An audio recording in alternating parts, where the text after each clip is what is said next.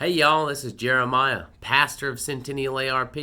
Thanks for tuning in for today's devotional out of Proverbs chapter 1, verses 8 through verse 19. This is Proverbs chapter 1, starting with verse 8.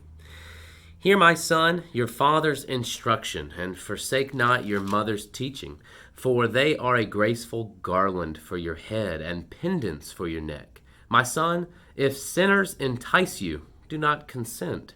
If they say, come with us, let us lie in wait for blood. Let us ambush the innocent without reason.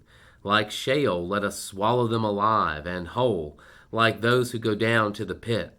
We shall find all precious goods. We shall fill our houses with plunder. Throw in your lot among us. We will all have one purse.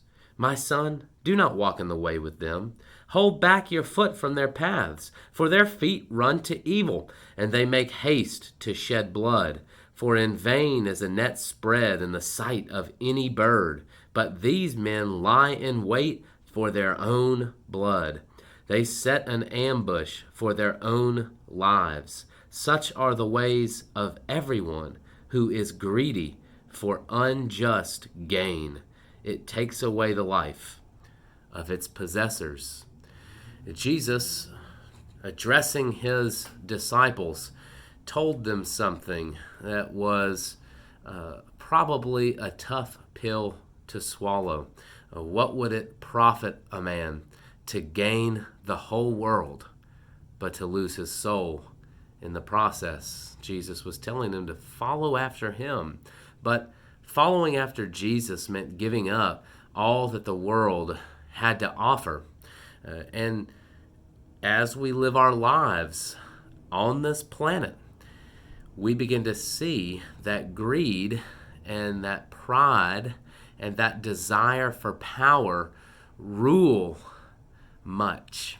People's whole lives are centered around making money, making more money, getting the things they want, or having more power than other people. If only I could be more important. Well, why do you want to be XYZ? Well, because I definitely wouldn't want to be just another lemming or something like that. You'll hear these people say these things that can feel a little bit uncomfortable, or maybe they don't for you. And this proverb section here, verses 8 through 19 of chapter 1, is calling us to task on some of the world's grasp on us as followers of God.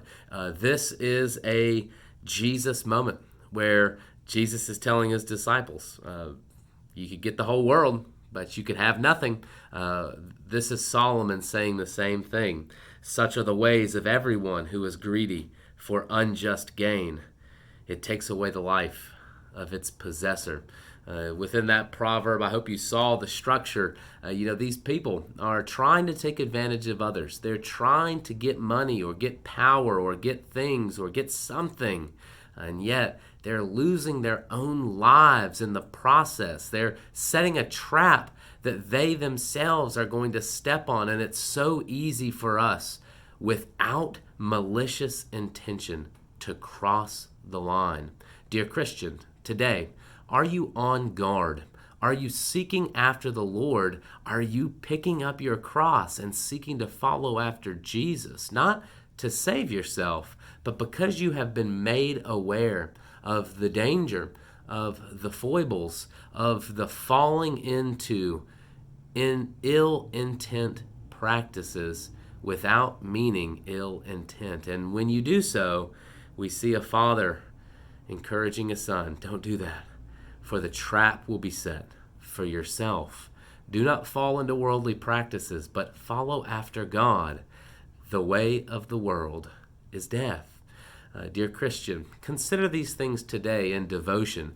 Praise God with me that we have been made aware. We've been given eyes to see and ears to hear. We've been given God's true word. We see and know and have a community of people around us. If you find yourself in a Bible-believing church, to recognize what the right way is and what the way of the world is. There is a difference. Consider it today.